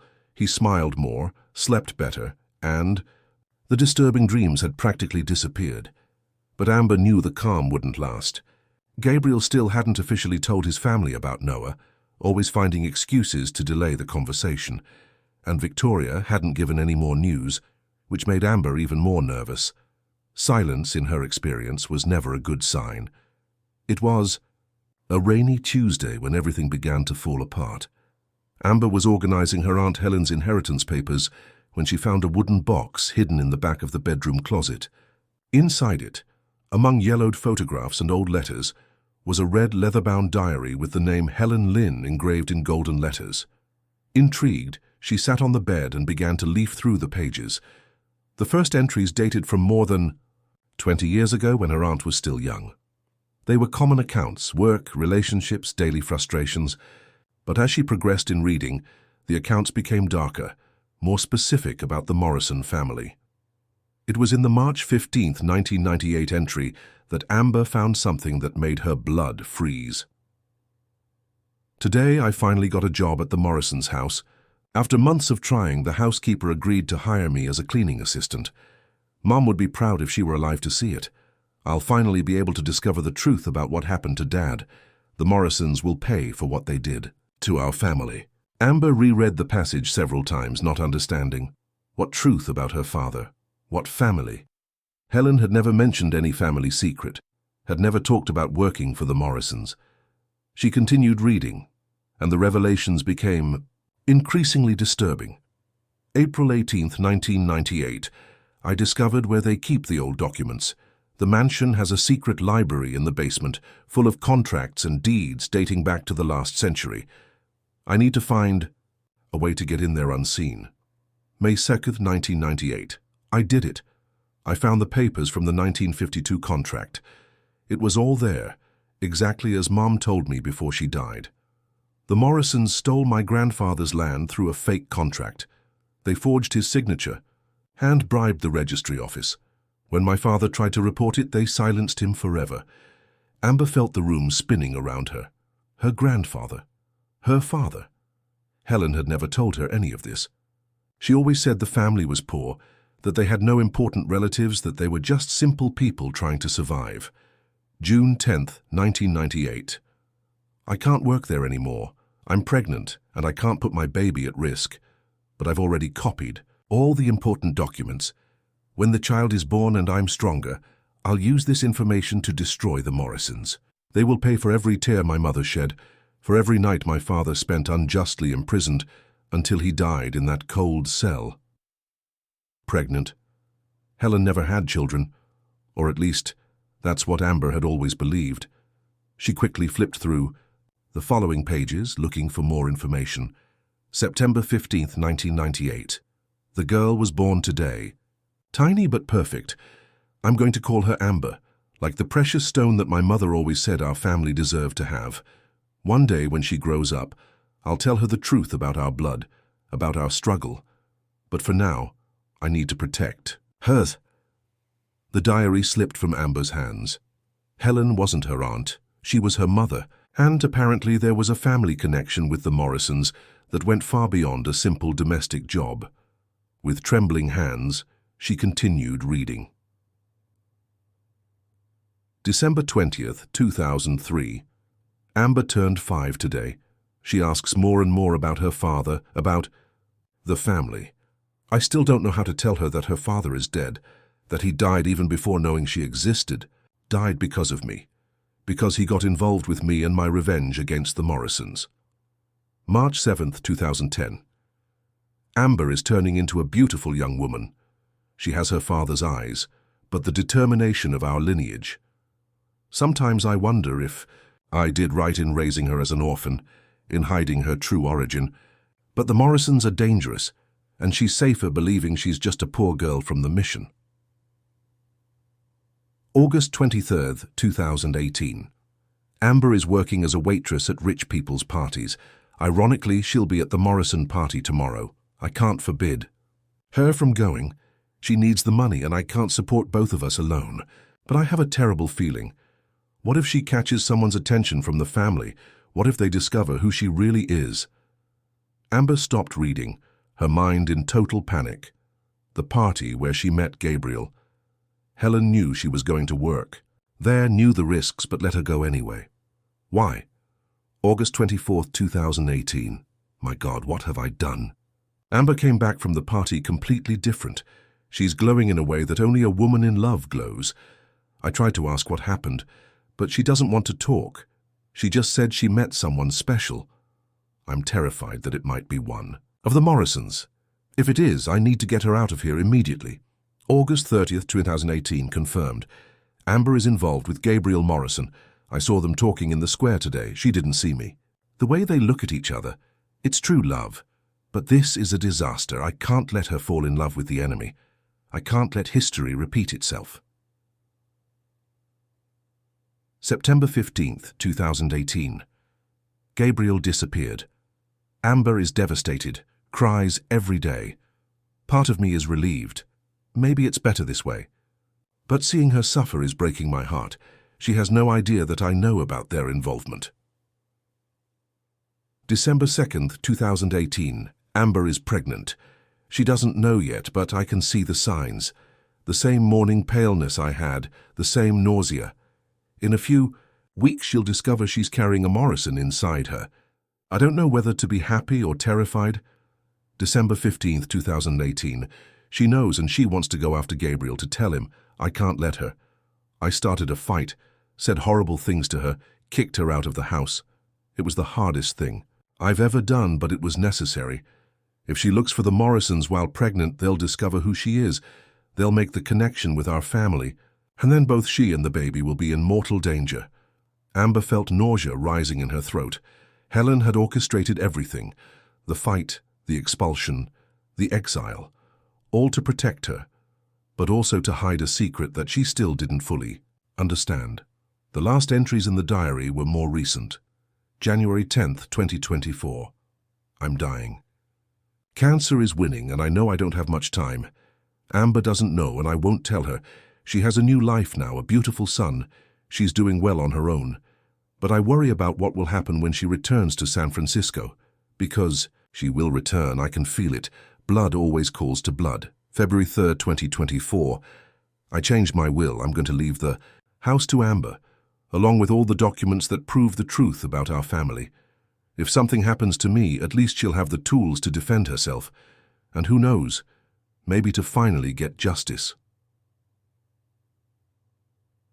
The last entry was just a week before Helen's death. February 20th, 2024. I dreamed of my granddaughter yesterday, a beautiful little girl with light eyes like her father's. But in the dream, she was in danger. Men in black were trying to take her, and Amber was screaming for help. I woke up in panic. Am I going crazy, or is it a premonition? I left instructions with my lawyer. If anything happens to Amber or the child, he should immediately contact the police and deliver copies of all the documents to the press. Amber closed the diary with her hands violently trembling. Helen wasn't. Her aunt, she was her mother. And apparently there was a silent war between her family and the Morrisons that had lasted generations. A war that she had unknowingly entered by falling in love with Gabriel. The phone rang, interrupting her thoughts. It was Gabriel. "Hi," she answered, trying to sound normal. "Amber, are you okay? Your voice sounds strange." "I'm just tired." "Can I come over? I have important news." "What kind of news?" "I told my family about Noah." Amber's heart almost stopped. "You told them? How did they react?" "Badly. Very badly. I need to see you in person to explain." "Gabriel, I'm scared." "I know, I am too.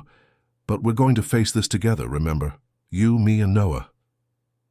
Amber looked at the diary on the bed, at all the truths she had just discovered. "Gabriel, there are things you don't know about. Me, about my family. And there are things you don't know about mine. That's why I need to see you now. Noah is still at daycare. Better that way. It's a conversation he can't hear." An hour later, Gabriel was sitting on the living room sofa, reading excerpts from the diary that Amber had selected. His face paled with each page. This is impossible," he murmured. "That's what I thought too. But it's all here, Gabriel. Your family destroyed mine generations ago, and we are hereditary enemies who fell in love." "We're not enemies," he said firmly. "What our families did in the past has nothing to do with us, doesn't it? You abandoned me 5 years ago. Maybe unconsciously you knew I was a threat. I abandoned you because I was sick and afraid, not because of old family wars. And your family, how did they react when they found out about Noah?" Gabriel ran his hands through his hair, a gesture she had already learned to recognize as a sign of extreme stress. "My grandmother wants to meet him. She said that regardless of anything, Noah is a Morrison and has the right to the surname, and the inheritance, and your sister.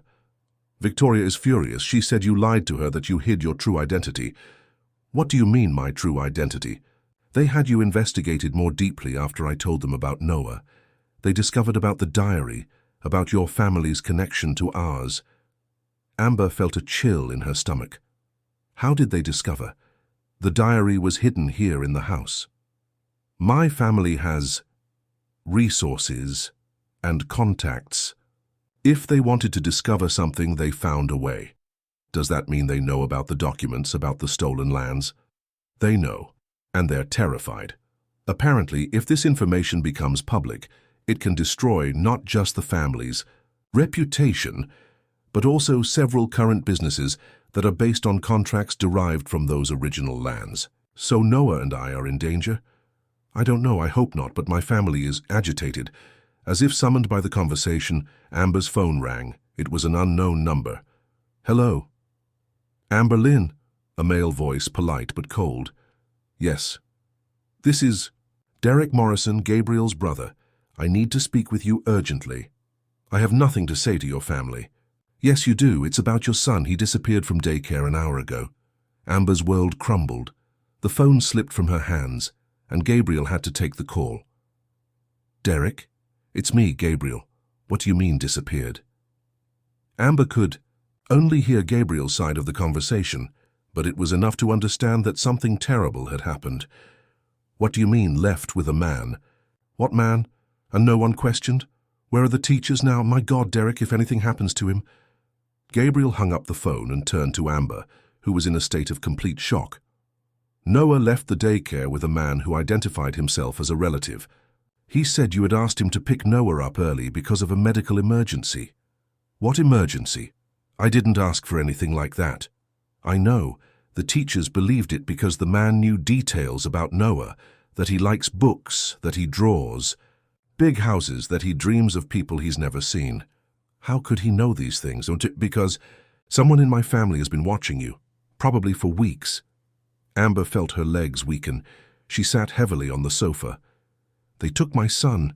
They took Noah. We'll find him, Gabriel said, pulling her close. I promise we'll find him. How? Your family has resources, power, money. I'm just a poor translator with an old diary. You're more than that. You're a strong woman who raised an incredible child alone, and now you have something they want very badly. What? The documents, the evidence of the old crimes. They'll want to make a trade. As if confirming Gabriel's words, the phone rang again. This time it was Victoria. Amber, I imagine you already know about the little setback with your son. Where is he? Amber shouted into the phone. Safe, for now. He's an adorable child, you know, very much like Gabriel when he was little. If you hurt him, nobody's going to hurt anyone as long as you're reasonable. What do you want? A conversation, you, me, and some family members, to resolve this situation in a civilized manner. And Noah. We'll stay with us until we reach a satisfactory agreement for everyone. This is kidnapping. This is family protection. Noah is a Morrison, regardless of the circumstances. We're simply exercising our rights over him. You have no rights. We have many rights, dear, and you have many things that belong to us. Where do you want to meet? At the family mansion. Today at 8 in the evening. And Amber, come alone. Gabriel can be present, but no external authority. If you call the police, you'll never see your son again. The line went dead. Amber looked at Gabriel in desperation. They have Noah. They want me to meet them at the family mansion tonight. It's a trap. I know, but I have no choice. We have a choice. We can call the police, use the documents from the diary as evidence, and risk them hurting Noah. Never.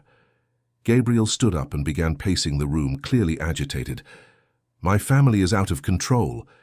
This goes beyond anything I imagined they were capable of doing. Maybe you don't know them as well as you think. Maybe not. But I know I won't let anything happen to you or Noah. How can you prevent it? They have all the power. Because I also have cards up my sleeve. Things about my family that only I know. Secrets they don't want brought to light. What kind of secrets? The kind that can completely destroy the Morrisons if they become public. Amber studied him.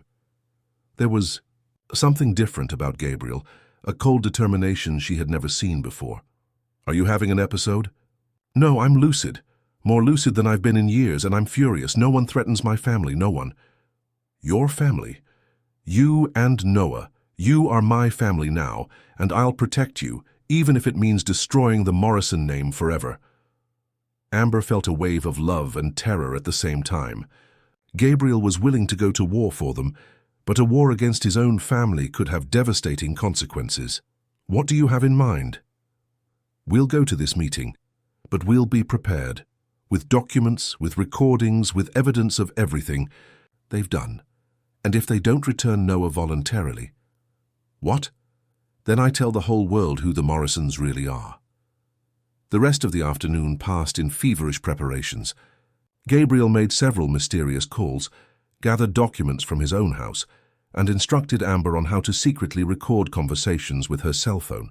He seemed to have a plan, but refused to give details. "It's better you don't know." "All the details," he said when she insisted on more information. "If something goes wrong, you need to be able to deny knowledge of certain things." At 7 in the evening, they were in Gabriel's car, driving toward the upscale neighborhood where the Morrison mansion was located. Amber couldn't stop thinking about Noah. Would he be scared? Would he be crying for her? Was someone taking proper care of him? "He'll be okay," Gabriel said, as if reading her thoughts. "My family can be cruel, but they're not monsters. They won't hurt a child." "How can you be sure?" "Because if they hurt him, I'll destroy all of them, and they know that." When they arrived at the mansion, Amber was impressed by the size and imposing nature of the house. It was exactly as Noah had drawn, a majestic colonial structure, with dozens of windows and perfectly maintained gardens. It was hard to believe that such a beautiful place could house people capable of kidnapping a child. "Ready?" Gabriel asked, turning off the car. "No, but it doesn't matter. Remember what we talked about. Let me do the talking whenever possible, and if things get out of control, run and call the police. I won't leave you alone. Amber, if something happens to me, Noah will need you. Promise you won't do anything heroic." "I promise," she lied. They walked to the main door, hand in hand. It was time to face the demons of the past and fight for the future of the family they had created. Amber just hoped they would all come out of this battle alive. The mansion door opened before they even rang the bell. Derek Morrison was waiting. For them, a 30-year-old man with the same striking features of the family, but with a softer expression than Victoria's. He greeted Gabriel with a hesitant hug and extended his hand to Amber. "I'm sorry about the circumstances," he said, and seemed genuinely embarrassed. "Noah is fine. He's in the winter garden with our grandmother." "I want to see him now," Amber demanded. "Of course, but first we need to talk, all of us." They were led through sumptuous corridors decorated with old paintings and period furniture. Amber recognized some of the environments from the descriptions in Helen's diary. Her mother had walked through these same corridors 25 years ago, planning her revenge. The main library was an intimidating environment, with walls covered in books from floor to ceiling and a huge mahogany table in the center. Victoria was sitting in one of the leather armchairs, elegant as always, but with a visible tension around her eyes. In a wheelchair next to the fireplace was the family matriarch. Eleanor Morrison, at 82, was exactly as Noah had described in his dreams. White hair tied in an elegant bun, dark velvet dress, and green eyes that seemed to see through people. When she saw Amber, her face lit up with a smile that mixed triumph and melancholy. "Finally," she said, with a voice that, despite her age, still carried authority. "Helen Lynn's daughter." "Where is my son?" Amber went straight to the point. "Safe, playing in the garden under the care of our housekeeper. Do you want to see him first, or would you prefer to understand why you're here?" "I want to see him. Now."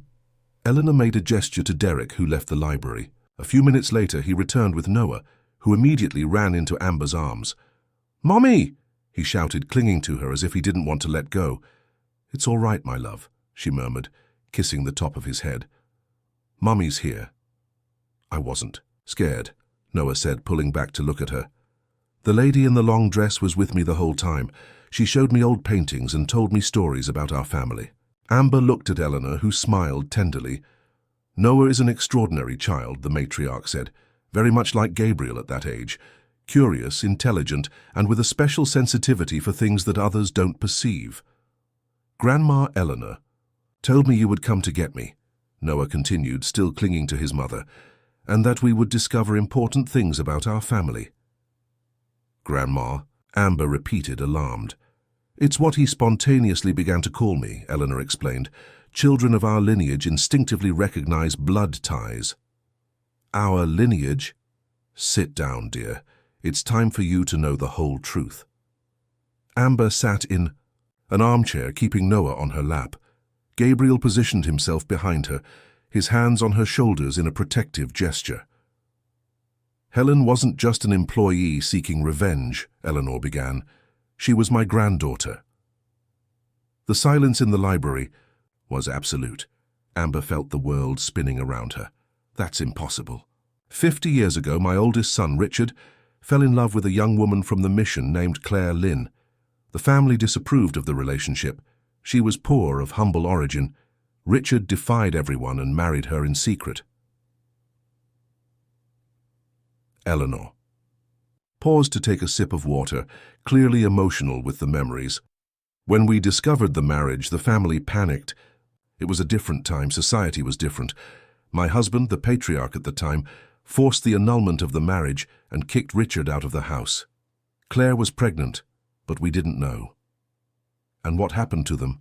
Amber asked, though part of her already knew the answer. Richard died in a car accident 6 months later. He was drunk, desperate, destroyed by the separation. Claire gave birth alone, a girl she named Isabel. Helen's mother. Exactly. Isabel grew up believing she was an orphan, that she had no family. Claire never told her about the Morrisons, about the father she had lost. But when Isabel had Helen, the resemblance to our family was undeniable. Isabel began to investigate, discovered the truth, and you silenced her. We tried to talk to her, offered financial support. But Isabel was consumed by anger. She wanted justice. She wanted recognition. She threatened to expose family scandals that could destroy us. So you killed her. No, Eleanor said firmly. Isabel died of tuberculosis, but before dying she told the whole story to Helen. And Helen inherited her mother's thirst for revenge. Amber looked at Gabriel, who was as pale as a ghost. It means that you are my great-granddaughter, Eleanor completed, and that Gabriel is your great-uncle. No, Gabriel said, his voice coming out hoarse. This can't be right.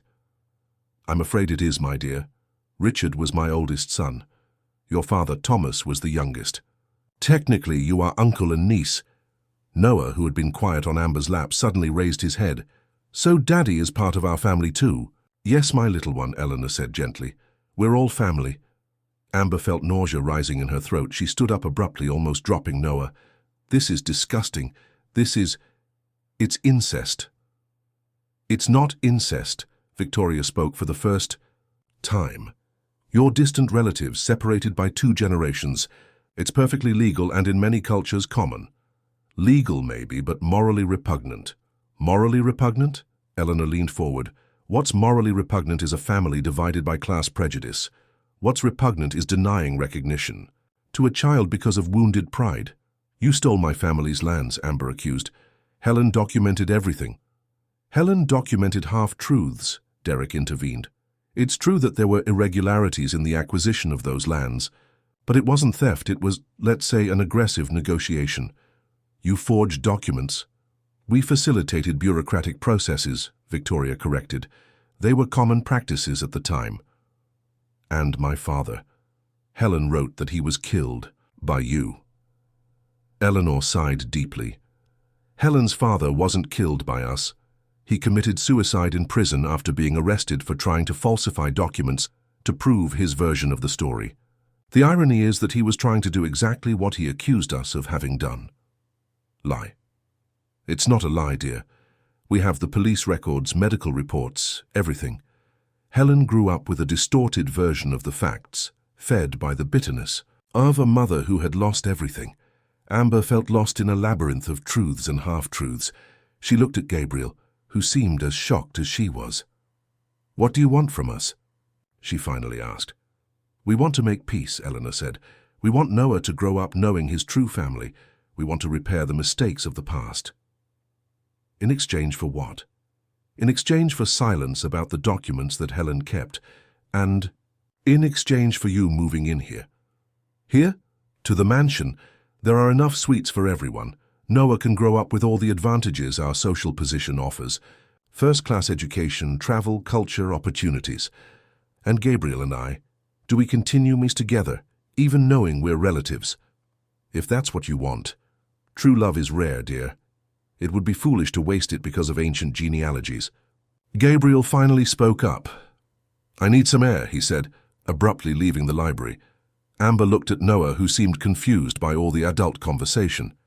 Can I take Noah for a walk in the gardens while I think about the proposal? Of course, Eleanor agreed. But don't take long, there's still one important thing I need to show you. Outside, Amber found Gabriel sitting on a garden bench, his head in his hands. Noah ran to play on a nearby playground, leaving the two adults alone. How are you feeling? She asked, sitting beside him. Confused, disgusted, relieved, all at the same time. Relieved? Because now I understand why I always felt so connected to you. Why it seemed like we had known each other for years that first night. It was blood recognizing blood. Gabriel, this doesn't change the fact that we're relatives. Distant relatives. My grandmother is right. Technically, there's nothing wrong. Technically. But emotionally? Gabriel turned to look at her. Emotionally, I love you more than I've ever loved anyone in my life, and I love our son, and I won't let ancient genealogies destroy our family. Our family is built on a lie. No, our family is built on true love that overcame all the obstacles fate put in our path. Before Amber could respond, Noah shouted from the playground, Mommy! Daddy! Come see! They approached and saw that Noah had found something buried in the playground sand, a small rusted metal box. What is this, love? I don't know. It was buried here, but I felt I should dig. Gabriel picked up the box and opened it carefully. Inside were old photographs and a folded letter. The photographs showed a young couple, a man who looked very much like Gabriel and a woman with the same eyes as Amber. Richard and Claire, Gabriel murmured. My great-uncle and your great-grandmother. Amber unfolded the letter. It was elegant, handwriting clearly from decades ago. If someone is reading this, it means our love left marks in this world. Claire and I knew that our family would oppose our marriage, but we believed that true love could overcome any prejudice. Perhaps we were naive, but we don't regret it. The love we felt for each other was greater than any social convention. We buried this time capsule in the garden where we met, where we kissed for the first time, where we promised to stay together forever. If we had children, we would want them to know that sometimes love requires courage to defy the entire world. Richard Morrison, 1973. He knew, Amber whispered. Richard knew there would be consequences for future generations. And yet he chose love, Gabriel completed. Noah looked at them with curiosity. Who are these people in the photos? They're our great-grandparents, Gabriel explained. People who loved each other very much, even when the whole world was against them. Like you two? Amber and Gabriel looked at each other, out of the mouths of babes. Like us, Gabriel confirmed. They returned to the mansion with the box of photographs. In the library, Eleanor was waiting with an anxious expression. Did you find something interesting in the gardens? How did you know? Amber asked, showing the box. Because it was my son Richard who buried it there. He told me about the time capsule before he died. He said he hoped that one day his descendants would find it and understand that true love is worth any sacrifice. And you let Noah play in exactly that spot? Children of the family have a special intuition for finding important things. I trusted that Noah would be guided to the right place. Amber looked at Gabriel, then at Noah, then at the photographs of the great-grandparents who had faced the same prejudices and difficulties that they were facing now. We have a decision to make, she finally said. Yes, Gabriel agreed. And it needs to be a decision made together as a family. Can I talk to you in private? Amber asked, looking at the Morrison family members in the library. Of course, Eleanor agreed. Use the office next door. Noah can stay here with me if he wants. I have some family albums I'd like to show him. In the office, Amber and Gabriel sat facing each other in leather armchairs. What do you think? She asked. I think our situation is complex, but not impossible. If you can accept the fact that we're distant relatives, I can too. What about the proposal to live here? It would be good for Noah. Education, opportunities, financial stability. And we could be together without external pressures. But we would be golden prisoners, dependent on their goodwill. Or we could be a family finally reunited. Amber sighed. There's still something that bothers me. What? Why do they really want us to stay? It can't just be for Noah. There's something more. You might be right, but maybe it's time we find out by accepting the proposal and observing closely. It's risky. Everything worth having in life is risky. They returned to the library hand in hand. Noah was sitting on Eleanor's lap, leafing through an old album and asking questions about the photographs. Have you reached a decision? Victoria asked. We have, Amber replied, but we have conditions. Which ones? First, Noah keeps my surname in addition to receiving yours. He will be Noah Lynn Morrison. Acceptable, Eleanor agreed. Second, I keep my job as a translator. I won't be an idle lady dependent on family charity. Also acceptable. Third, any important decision about Noah must be made by Gabriel and me together. The family can give their opinion, but has no veto power. I agree. And fourth, we want complete access to the family archives, no secrets, no half-truths. If we're going to be part of this family, we want to know the whole story. Victoria and Derek looked at each other nervously, but Eleanor nodded affirmatively. I agree with all the conditions. Welcome to the Morrison family. Noah jumped from his great-grandmother's lap and ran to hug his parents. Does that mean we're going to live in this big house? Like in my dream. It means we're all going to live together as a real family, Gabriel confirmed. And can I call you Daddy now? You can call me whatever you want, my son. And can I always call Grandma Eleanor Grandma? Always, the matriarch confirmed with tears in her eyes. But the moment the words of acceptance were spoken, Noah suddenly stopped smiling. His expression became distant, as if he were listening to something the others couldn't hear. Noah, Amber worried. What is... Demas, someone is calling me, he said quietly. Who? The man in the photo. Great-Grandpa Richard. He's saying I need to go to a place. What place? Where everything began. Before anyone could react, Noah ran out of the library. They all followed him, but he seemed to know exactly where he was going. He climbed stairs, crossed corridors, until he reached a door on the third floor that was locked. This is the North Tower, Derek explained, panting from the run. It's been closed for years. It's just a storage place for old things. He said he's waiting for us where everything began, Noah repeated. Trying to open the door, Eleanor, who had arrived in the elevator, took a bunch of old keys from her purse. Let's see what's up there. The door opened to reveal a spiral staircase that led to the top of the tower. At the top there was a small, circular room with windows that gave a view of all of San Francisco. And there, on a dust-covered table, was another diary. Noah went straight to the diary, as if he knew it would be there. It's his, Noah said simply. Great-Grandpa Richard's.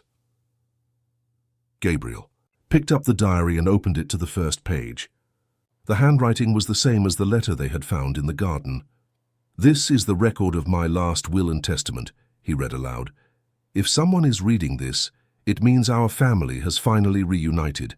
I leave this house and all assets associated with it to my direct descendants, whether they are officially recognized or not. Love knows no barriers of class, prejudice, or social convention. May our family learn from our mistakes and be wiser than we were. A will, Victoria murmured. Richard left a will. And under American law, Eleanor added slowly, direct descendants have the right to inheritance, regardless of official recognition. What does that mean? Amber asked. It means that you and Noah are legitimate heirs to a considerable part of the Morrison fortune, Derek explained. You no longer depend on our goodwill. You have rights of your own. The revelation completely changed the dynamics in the room. Suddenly, Amber was no longer the poor young woman who needed the rich family's protection. She was a legitimate heir with rights equal to any other Morrison. Now I understand why you wanted so badly for us. To accept the proposal to live here, she said. It wasn't generosity. It was strategy to maintain control over the inheritance. Partially, Eleanor admitted, but it was also a genuine desire to repair the mistakes of the past. And now? Now you have real choices. You can stay and be an active part of the family. You can leave and claim your share of the inheritance to live independently, or you can find a middle ground. Amber looked at Gabriel, then at Noah, who was playing with some old objects he had found in the tower. "There's a fourth option," she finally said. "Which one?" "We stay, but as equal partners, not as dependents or additions. Noah grows up, knowing his roots, but also learns that money isn't everything. And we build something new, a Morrison family that's better than the previous one." "And what about our relationship?" Gabriel asked, "with all this revelation about being relatives?" Richard and Claire faced much worse prejudice than ours. If they had the courage to fight for their love, we can have it too. "So that's it?" Noah asked, appearing between them. "Are we going to be a real family?" "We're going to be a real family," Amber confirmed. "Forever?" "Forever," Gabriel assured. That night, after the legal details were discussed and the first steps for the move were planned, Amber and Gabriel found themselves alone on the mansion's porch. Noah was sleeping in one of the guest rooms, exhausted from so many emotions. "I can't believe everything ended up like this," Amber said, leaning on the marble parapet. "It didn't end," Gabriel corrected her, approaching from behind and wrapping her in his arms. "It began. Everything we've been through so far was just the prologue. And what will our story be from now on? The story of a family that overcame centuries of prejudice, pride, and hurt to find true love. Sounds like a fairy tale. The best loves always do." Amber turned in his arms and kissed him for the first time since they had reunited. It was a kiss that carried 5 years of longing, weeks of tension, and the promise of a future built together. When they separated, she smiled. "Ready for our second chance?" he asked. "No," she replied. "I'm ready for our first real chance, this time with all the truth on the table and no secrets between us. This time, forever. This time, forever." The next morning, Noah woke up with the sun coming through the windows of the room in the mansion. He ran to the porch and found his parents having breakfast together, talking quietly and laughing as he had never seen before. "Good morning, family," he said, jumping onto Gabriel's lap. "Good morning, my little Morrison," Gabriel replied, ruffling his son's hair. "Today can I see the rest of the house and look at more photo albums and play in the big garden?" "You can do all that and much more," Amber said, kissing his forehead. "This is your home now, our home." Noah smiled with all the happiness of a child who had finally found his complete family.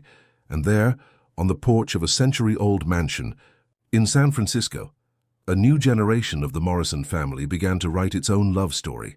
A story that proved that sometimes, when destiny wants to unite two people, neither family secrets nor social prejudices, nor even genetics itself can prevent true love from finding its way. 3 months after the family meeting that changed everything, life in the Morrison mansion had found its own rhythm, but not everything was rosy. Amber woke up one December morning with a queasy stomach, not from the morning sickness she had begun to feel in the last few weeks, but from the call she had received the night before from Matthew Aldridge, an investigative journalist from the San Francisco Chronicle. "I have information about the Morrison family that may interest you very much," he had said, his voice loaded with insinuations, "about questionable inheritances, inappropriate relationships, and secrets that go far beyond what you imagine."